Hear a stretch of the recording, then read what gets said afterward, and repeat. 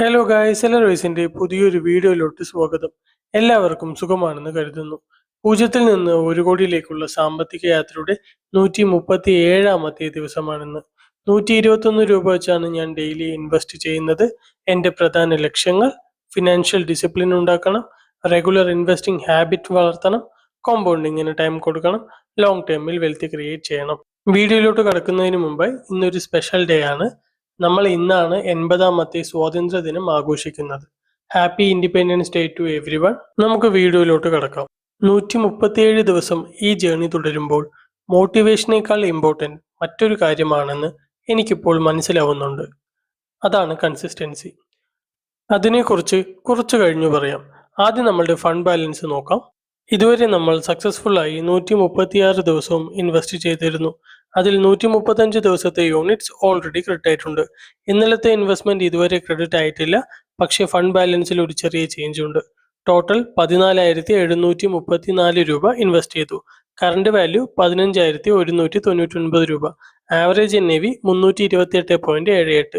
465 രൂപയുടെ പ്രോഫിറ്റിലാണ് ഫണ്ട് നിൽക്കുന്നത്. ഈ ജേർണിയിൽ നിന്നും ഞാൻ പഠിച്ച ഒരു ചെറിയ കാര്യം നിങ്ങളുമായി ഷെയർ ചെയ്യാം.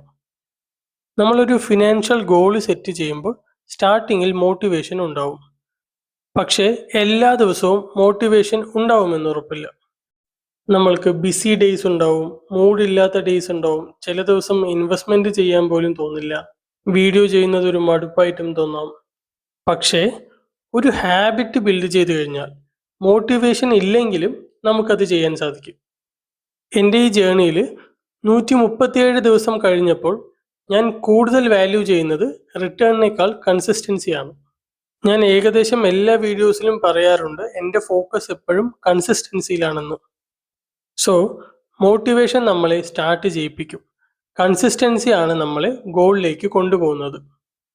ഇതുകൊണ്ടാണ് ഞാൻ ഫിനാൻഷ്യൽ ഡിസിപ്ലിൻ ബിൽഡ് ചെയ്യുക എന്നത് എൻ്റെ ഗോൾസിൽ ഒരു ഇമ്പോർട്ടൻറ്റ് പാർട്ടാക്കി മാറ്റിയത്. 1 കോടി എന്നത് ഇപ്പോൾ നോക്കിയാൽ വളരെ വലിയൊരു നമ്പറാണ്. ഇന്നത്തെ ഒരു ചെറിയ ഇൻവെസ്റ്റ്മെന്റ് അതിൽ വലിയ ഡിഫറൻസ് ഉണ്ടാക്കുന്നുമില്ല. ഡെയിലി ഒരു സ്മോൾ സ്റ്റെപ്പ് വീതം കണ്ടിന്യൂ ചെയ്യുക എന്നതാണ് ഇപ്പോൾ എൻ്റെ ഫോക്കസ്. എൻ്റെ ഗോളായ 1 കോടി എന്നത് ഇപ്പോൾ നോക്കിയാൽ വളരെ വലിയൊരു നമ്പറാണ്.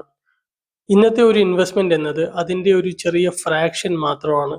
എങ്കിലും നമ്മൾ ഡെയിലി ഓരോ സ്റ്റെപ്പ് വീതം അതിലേക്ക് നടന്നെടുക്കുന്നതിലാണ് ഫോക്കസ് ചെയ്യേണ്ടത്. അത് തന്നെയാണ് ഞാൻ ഈ ജേർണിയിലൂടെ കണ്ടിന്യൂ ചെയ്യുന്നത്. അത് തന്നെയാണ് എൻ്റെ ഈ ജേർണിയുടെ ആക്ച്വൽ പർപ്പസും. ഓരോ ചെറിയ സ്റ്റെപ്പ് വെച്ച് 1 കോടി എന്ന വലിയ ലക്ഷ്യത്തിലേക്ക് പതിയെ നടന്നെത്തുക എന്നതാണ് എൻ്റെ ലക്ഷ്യം. സോ എൻ്റെ ഇപ്പോഴത്തെ ഫോക്കസ് ഞാൻ ഇൻവെസ്റ്റ് ചെയ്യുന്ന ഡെയിലി എമൗണ്ടിൽ മാത്രമാണ്. ഇന്ന് ഡേ 137. ഇന്നത്തെ ഇൻവെസ്റ്റ്മെൻറ്റ് ഞാൻ കംപ്ലീറ്റ് ചെയ്തിട്ടുണ്ട്. ഞാൻ എൻ്റെ ലക്ഷ്യത്തിലേക്ക് ഒരു സ്റ്റെപ്പ് കൂടെ ക്ലോസ് ആവുകയാണ്. മറ്റൊരു വീഡിയോയുമായി ഡേ 138 കാണാം. ഒരു സ്മോൾ ഡിസ്ക്ലെയിമർ: ഞാനൊരു സെബി രജിസ്റ്റേർഡ് അഡ്വൈസർ അല്ല. ഇവിടെ പറയുന്നതെല്ലാം എൻ്റെ പേഴ്സണൽ ഒപ്പീനിയൻ മാത്രമാണ്.